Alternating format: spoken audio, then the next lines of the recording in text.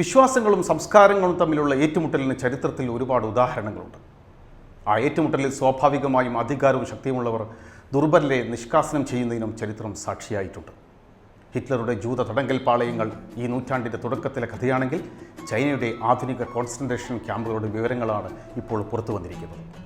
പശ്ചിമ ചൈനയിലെ സിൻജിയാങ് പ്രവിശ്യയിൽ communist China നടത്തുന്ന ക്യാമ്പുകളെക്കുറിച്ചാണ് ലോകവാരത്തിലെ ഈ എപ്പിസോഡ് ചർച്ച ചെയ്യുന്നത്. ഇറാഖിലെയും ലബനാനിലെയും സംഘർഷങ്ങൾക്കിടെ പശ്ചിമേഷ്യ നയത്തിൽ അമേരിക്ക നടത്തിയ സുപ്രധാനമായ കാലുമാറ്റവും, ശ്രീലങ്കയിലെ സിംഹള വംശീയതയുടെ തിരിച്ചുവരവും, അൾജീരിയയിലെ ജനകീയ മുന്നേറ്റവും ഈ വാരത്തിലെ മറ്റു ചർച്ചാ വിഷയങ്ങളാണ്. നൂറ്റാണ്ടുകൾക്ക് മുമ്പ് തുർക്കിയിൽ നിന്ന് മധ്യേഷ്യയിലൂടെ സിൻജിയാങ് പ്രവിശ്യയിലെത്തിയവരാണ് ഉയ്ഗൂർ മുസ്ലിങ്ങൾ. ഇസ്ലാമിക ചരിത്രത്തിൽ ഖലീഫ ഉസ്മാന്റെ കാലത്ത് തന്നെ മുസ്ലിങ്ങൾ ചൈനയിലെത്തിയതായി പറയുന്നു. ചൈനയിൽ പിന്നീട് വന്ന സാമൂഹ്യ രാഷ്ട്രീയ മാറ്റങ്ങളോട് സമരസപ്പെടാതെ തങ്ങളുടെ വിശ്വാസവും സംസ്കാരവും അനുസരിച്ച് ജീവിച്ചു പോരുന്നവരാണ് ഉയ്ഗൂർ മുസ്ലിങ്ങൾ. തുർക്കി ഭാഷ സംസാരിക്കുന്ന ഉയ്ഗൂറുകളുടെ ഭാഷയും സംസ്കാരവും ചൈനീസ് സംസ്കാരവുമായി യോജിച്ചു പോകുന്നതല്ല.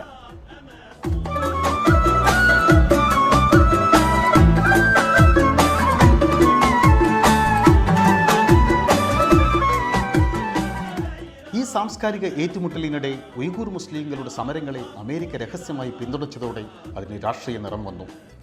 ഇത് പലപ്പോഴും രൂക്ഷമായ സംഘർഷത്തിനും അടിച്ചമർത്തലുകൾക്കും ഇടയാക്കി. സിൻജിയാങ് കേന്ദ്രീകരിച്ച് സ്വയംഭരണം വേണമെന്നാണ് ഉയ്ഗൂർ മുസ്ലിങ്ങൾ അടക്കമുള്ള വംശീയ ന്യൂനപക്ഷങ്ങളുടെ ആവശ്യം. ഈ ആവശ്യം ചൈന ഒരു കാലത്തും അംഗീകരിച്ചില്ലെന്ന് മാത്രമല്ല, നിർദ്ധയം അടിച്ചമർത്തുകയുമായിരുന്നു. ഇത്തരം അടിച്ചമർത്തലിൻ്റെ മറ്റൊരു രൂപമാണ് ഇപ്പോൾ ചൈനയിൽ നിന്ന് പുറത്തു വന്നിരിക്കുന്നത്. സർക്കാർ വിരുദ്ധ നിലപാട് സ്വീകരിക്കുന്നവരെ കണ്ടെത്തി ആശയമാറ്റത്തിന് വിധേയമാക്കുന്ന തീവ്ര പരിശീലന കേന്ദ്രങ്ങൾ കണ്ടെത്തിയെന്നാണ് റിപ്പോർട്ടുകൾ. സിൻജിയാങ് പ്രവിശ്യയിൽ നിർമ്മിച്ച 100ഓളം തടങ്കൽ പാളയങ്ങളിലായി 10 ലക്ഷത്തിലേറെ ഉയ്ഗൂർ വംശജരെ ഇത്തരത്തിൽ പാർപ്പിച്ചിട്ടുണ്ടെന്നാണ് കണക്ക്. നിർമ്മിത ബുദ്ധി ഉപയോഗിച്ചാണ് ഉയ്ഗൂർ വംശജരെ പിടികൂടുന്നതെന്ന് അന്വേഷണാത്മക പത്രപ്രവർത്തകരുടെ ഇന്റർനാഷണൽ കൺസോർഷ്യം പുറത്തുവിട്ട റിപ്പോർട്ടിൽ പറയുന്നു. തടവുകാരെ വിദ്യാർത്ഥികൾ എന്ന രീതിയിലാണ് പാർപ്പിച്ചിട്ടുള്ളത്. എന്നാൽ ഇവരെ മസ്തിഷ്ക പ്രക്ഷാളനം നടത്തി കമ്മ്യൂണിസത്തിലേക്ക് ആകർഷിതരാക്കുകയാണ് പരിശീലനത്തിൻ്റെ ലക്ഷ്യം.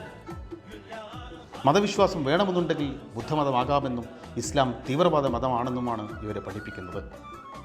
മാറാൻ തയ്യാറാകാത്തവരെ ക്രൂരമായ പീഡനങ്ങൾക്ക് ഇരയാക്കുകയും ചെയ്യുന്നു.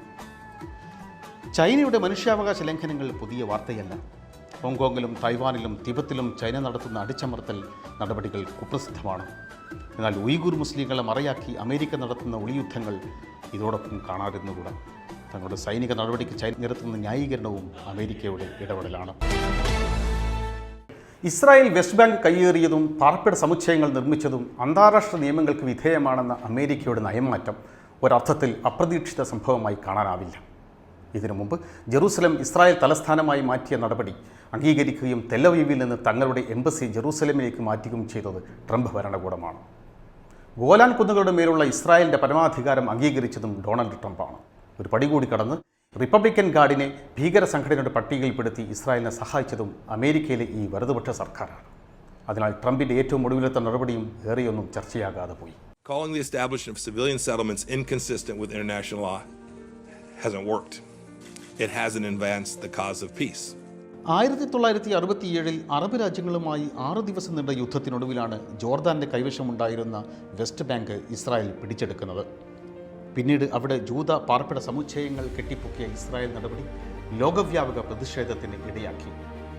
കയ്യേറിയ ഭൂമിയിൽ നിന്ന് പിന്മാറണമെന്നും പാർപ്പിട നിർമ്മാണം നിർത്തിവെക്കണമെന്നും നിരവധി തവണ ഐക്യരാഷ്ട്രസഭ പ്രമേയം പാസാക്കിയിട്ടും ഇസ്രായേൽ ചെവിക്കൊണ്ടിട്ടില്ല. ഇസ്രായേലിൻ്റെ നടപടി അന്താരാഷ്ട്ര നിയമങ്ങൾക്കും മര്യാദകൾക്കും വിരുദ്ധമാണെന്ന നിലപാടാണ് ഇന്നേ വരെ അമേരിക്കയും യൂറോപ്പുമടക്കം ലോകരാജ്യങ്ങൾ സ്വീകരിച്ചത്. അതിൽ നിന്നുള്ള പിന്മാറ്റത്തിന് അമേരിക്കയെ പ്രേരിപ്പിച്ചതിന് പിന്നിൽ രാഷ്ട്രീയ കാരണങ്ങളുണ്ട് എന്നത് വ്യക്തമാണ്. എന്നാൽ അതിലുപരി മത സുവിശേഷ ലോബിയുടെ സാമ്പത്തിക താൽപ്പര്യങ്ങൾ അമേരിക്കയുടെ വിദേശ നയം മാറ്റത്തിന് പിന്നിലുണ്ടെന്നാണ് ഏറ്റവും ഒടുവിലത്തെ റിപ്പോർട്ട്. വെസ്റ്റ് ബാങ്ക്, ഗോലാൻ കുന്നുകൾ എന്നിവിടങ്ങളിൽ നിർമ്മിക്കുന്ന വീഞ്ഞ് ഉൾപ്പെടെയുള്ള ഉൽപ്പന്നങ്ങൾക്ക് പ്രത്യേകം ലാബിൽ പതിക്കണമെന്ന യൂറോപ്യൻ കമ്മീഷൻ്റെയും ലക്സംബർഗ് കോടതിയുടെയും തീരുമാനം മറികടക്കാൻ ഈ പ്രദേശങ്ങളുടെ ഇസ്രായേൽ അധിനിവേശം അംഗീകരിക്കണമെന്ന സുവിശേഷ ലോബിയുടെ ആവശ്യം ട്രംപ് അംഗീകരിക്കുകയായിരുന്നു എന്നാണ് സൂചന. അറബ് പ്രദേശങ്ങളിലെ ഇസ്രായേൽ അധിനിവേശം യൂറോപ്യൻ യൂണിയൻ ഇതുവരെ അംഗീകരിച്ചിട്ടില്ല. അതിനാൽ വെസ്റ്റ് ബാങ്ക് ഉൽപ്പന്നങ്ങൾക്ക് മുകളിൽ ഇസ്രായേലിൽ നിർമ്മിച്ചത് എന്നതിന് പകരം ഇസ്രായേൽ കുടിയേറിയ പ്രദേശത്ത് നിർമ്മിച്ചവ എന്ന ലേബൽ പതിക്കണമെന്നാണ് EU കമ്മീഷൻ്റെ നിർദ്ദേശം. ഇത് വെസ്റ്റ് ബാങ്കിലെ വീഞ്ഞ് നിർമ്മാണത്തെ മാത്രമല്ല യൂറോപ്പിലെ അതിൻ്റെ ഉപയോഗത്തെയും ബാധിക്കുന്നുവെന്നാണ് കണക്ക്. അധിനിവേശത്തിന് അമേരിക്ക പച്ചക്കൊടി കാണിച്ചാൽ യൂറോപ്യൻ യൂണിയനും പിറകെ വരുമെന്ന കണക്കുകൂട്ടിലായിരുന്നു ട്രംപിനെ പിന്തുണക്കുന്ന പുരോഹിത ലോബി.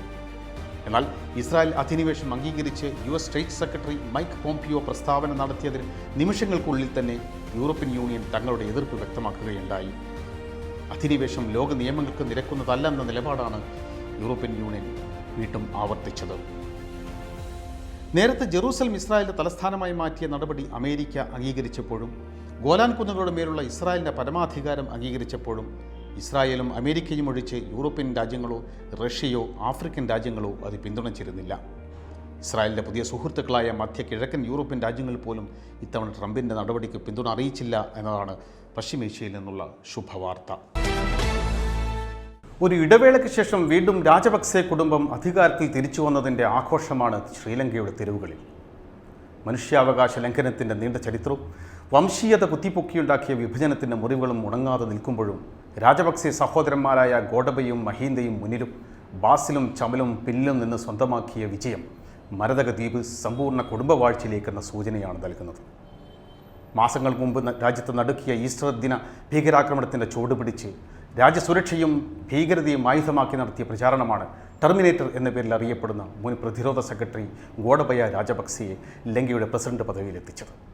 തമിഴ് പുലികളെ പരാജയപ്പെടുത്തിയതിന് നേതൃത്വം നൽകിയ ഉദ്യോഗസ്ഥൻ എന്ന നിലയിലാണ് ഗോഡബയ ടെർമിനേറ്റർ എന്നറിയപ്പെടുന്നത്. കഴിഞ്ഞ ഈസ്റ്റർ ദിനത്തിൽ നിരവധി ചർച്ചുകളിലും ഹോട്ടലുകളിലും ഒന്നിച്ചുണ്ടായ ഭീകരാക്രമണമാണ് ഗോഡബയക്കും രാജപക്സെ കുടുംബത്തിനും വീണ്ടും ഒരു തെരഞ്ഞെടുപ്പ് ഫലം സാധ്യമാക്കിയത്.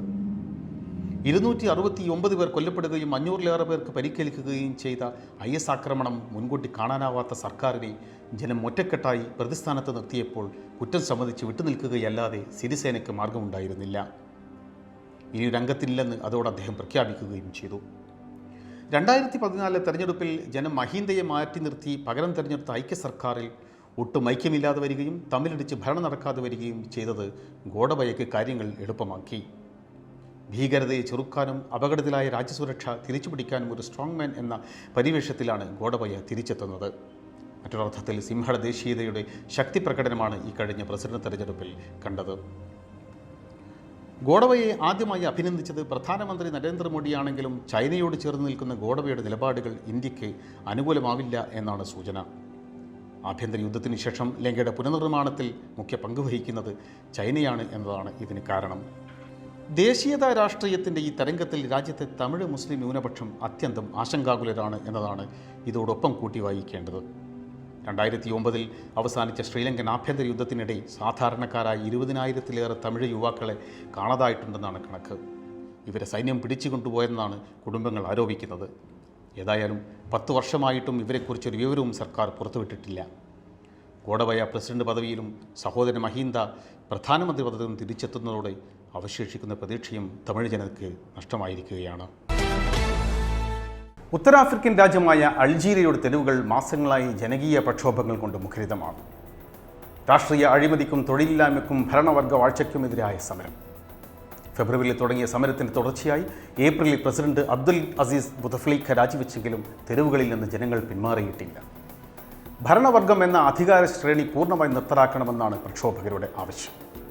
ഡിസംബർ 12 നടക്കുന്ന പ്രസിഡന്റ് തെരഞ്ഞെടുപ്പ് റദ്ദാക്കണമെന്നാണ് പ്രക്ഷോഭകരുടെ പുതിയ ആവശ്യം. പ്രസിഡന്റ് തെരഞ്ഞെടുപ്പിൽ മത്സര രംഗത്തുള്ള പ്രധാന സ്ഥാനാർത്ഥികളെല്ലാം മുൻ പ്രസിഡന്റ് ബുതഫ്ലീഖയുടെ അടുപ്പക്കാരും അനുകൂലികളുമാണോ എന്നതാണ് ഇതിന് കാരണം.